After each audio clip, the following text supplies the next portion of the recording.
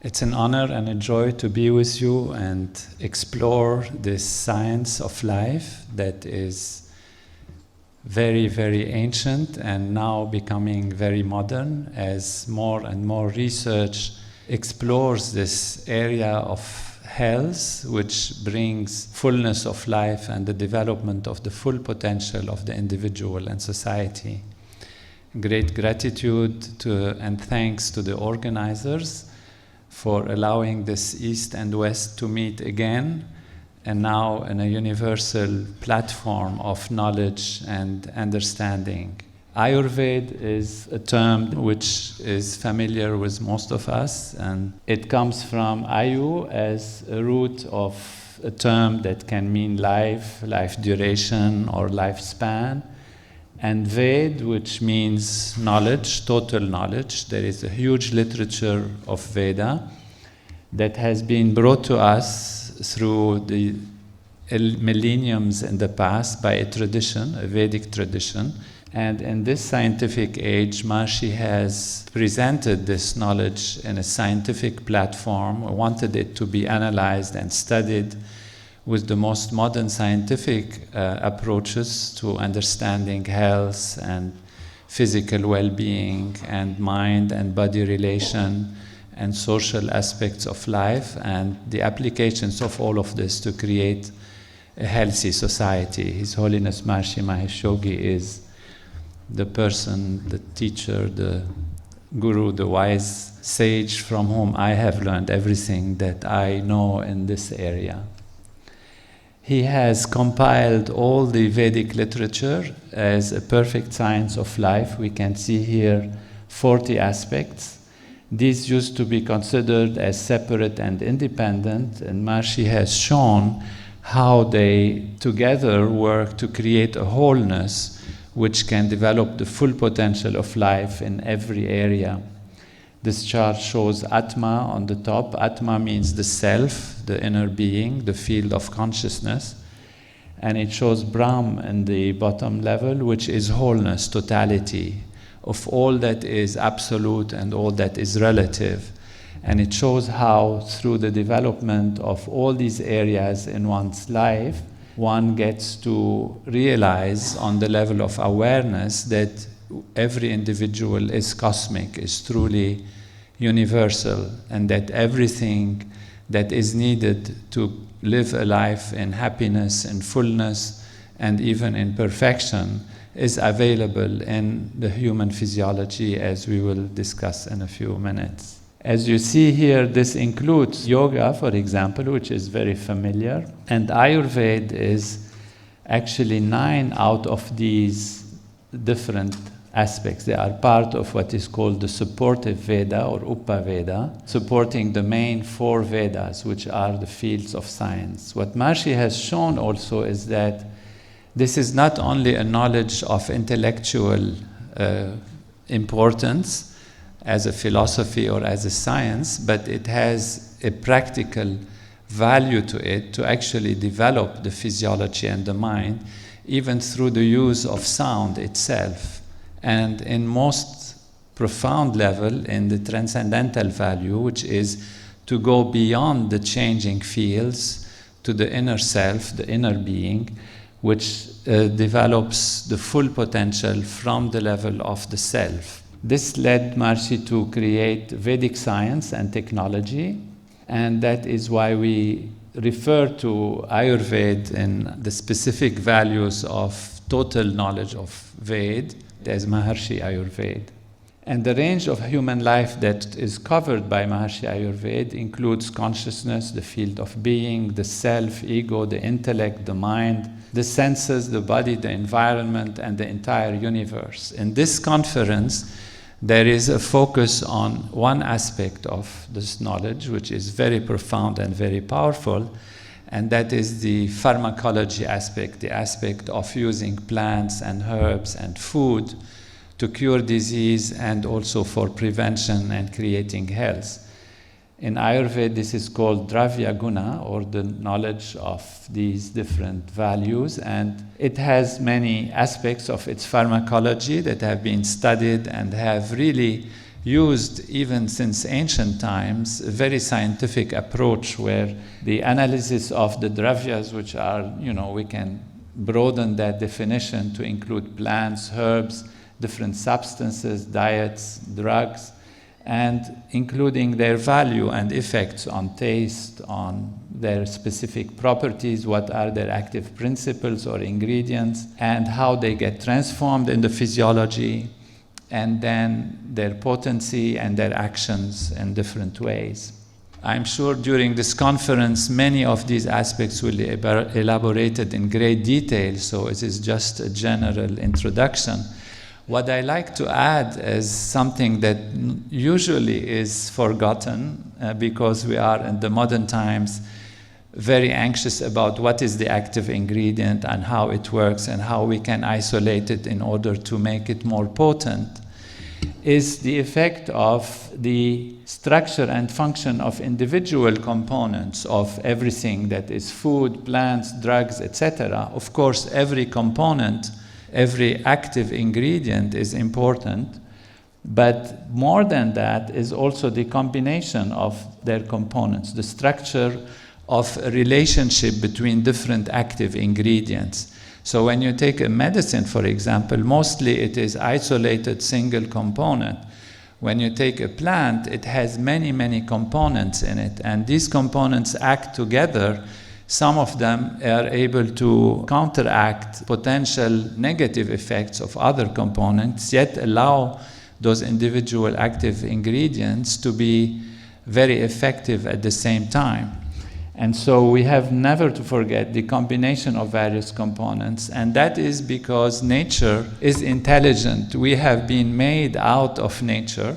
We are, if you want to create it as the process of evolution, and the plants and the herbs and the foods are also made out of the same nature.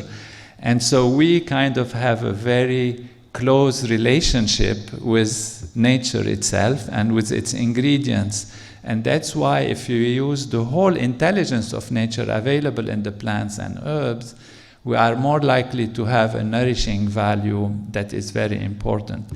Ultimately, it's consciousness that is being targeted. The reality of life in the Vedic tradition is that all is consciousness. That is the ultimate Vedantic approach, that consciousness is what becomes matter.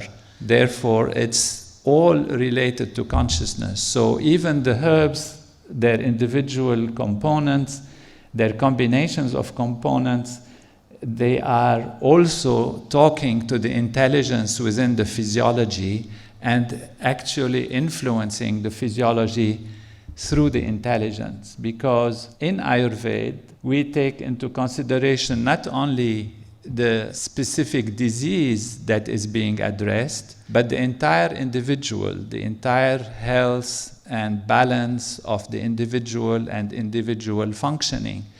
And since we all have some general similarities, but also our individuality, the effects of the herbs, which also are generally plants, we can say, but they have their own specificities, then we have to combine the specific values that are in the individual with the specific values that are present in the herbs. So it's not only treating disease, it's treating the individual, is looking at an individual, the balance within the individual functioning, the conditions of time and season and situation in which the individual is present in order to give a treatment that is very specific for the individual. And not only individual physiology, but also groups of individuals which create culture and society, and including the environment, what time of the year, what kind of environment it is. This is why you have in the world different cultures, different ways of living, different approaches. And all of these have to be understood and targeted when we think of treating disease and preventing illness. And that is what Ayurveda does. It's really, truly holistic, and ultimately it's the consciousness of the individual that is being connected, if you like, with the consciousness within the plants and the food and the herbs that have to be made harmonious and holistic for the creation of perfect health. This chart shows all these values from society through the individual being made out of the different aspects of individual life, which include organs, cells, tissues, and then molecules. This is where the plants act in a complex way, and then reaching the value of what is called in modern physics of the unified field, which is the source of all of these surface values. And I'm sure during the conference this will be alluded to. And this is where we have transcendental meditation, which is a technique brought to light by Maharishi that develops all of these values simultaneously. It's like the source of life, and you're enlivening this source, then all of these other aspects are enlivened. So even while we are using plants and herbs and food, we want the field to be ready. So it's not just putting the seeds in the field, but the field has to be prepared. And the field is our human body, our human mind, and there is a technologies from mental techniques and yoga and transcending and mental approaches that prepare the field, prepare the individual to be most receptive and most capable of improving and ameliorating their health.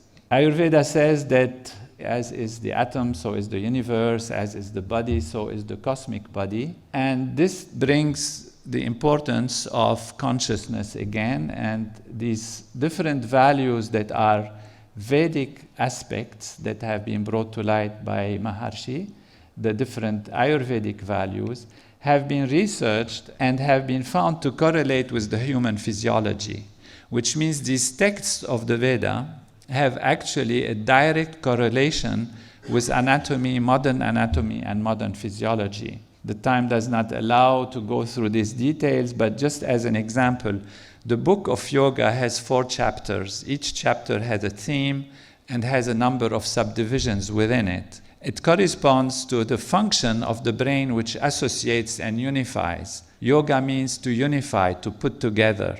And the part of the human nervous system which unifies and puts together is the association fibers inside the brain. And if you look at these, they are divided into 4 divisions that correspond exactly in their function and structure to the 4 chapters of yoga.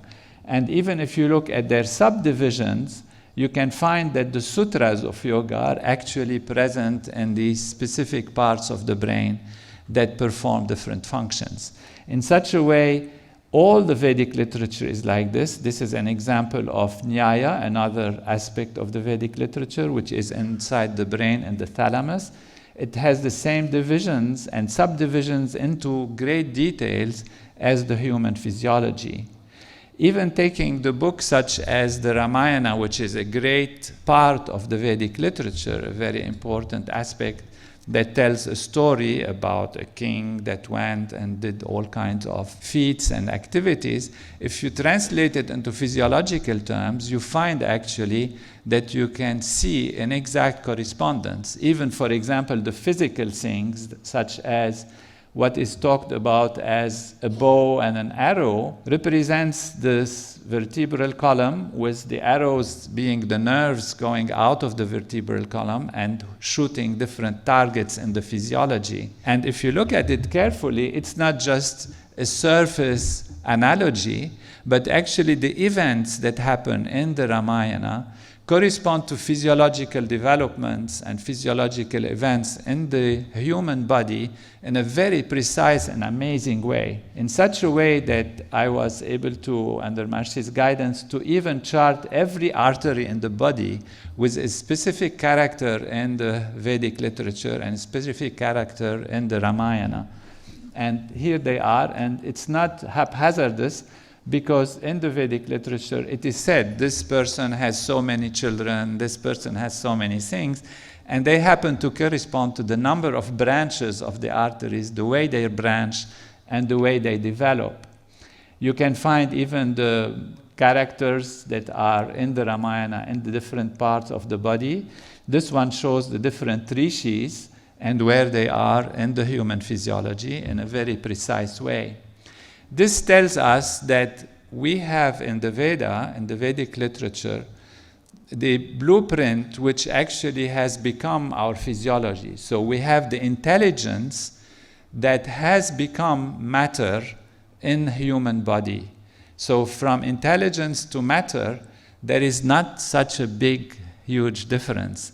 And if we can target the levels of intelligence, and we have the knowledge through Ayurveda and the Vedic literature, we can truly create a very healthy individual and develop the full potential of the individual. So Ayurveda is for prevention and cure, not just for cure. It is a science of wholeness, a science of consciousness.